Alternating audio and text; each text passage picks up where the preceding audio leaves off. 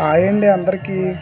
ఇది మన వైజాగ్లో ఇది రామ టాకీస్ నుంచి సత్యం జంక్షన్ సిగ్నల్ దాటి సీతమ్మ దారికి వెళ్ళే దారిలో కుడి చేతి పక్కన దసరా మహోత్సవాల సందర్భంగా అమ్మవారిని పెట్టి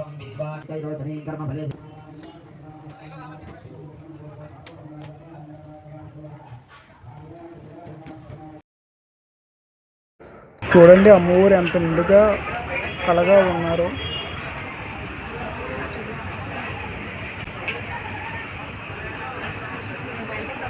ఈరోజు సరస్వతీదేవి అవతారం మూల నక్షత్రం సందర్భంగా అమ్మవారిని ఈ విధముగా అలంకరించారు.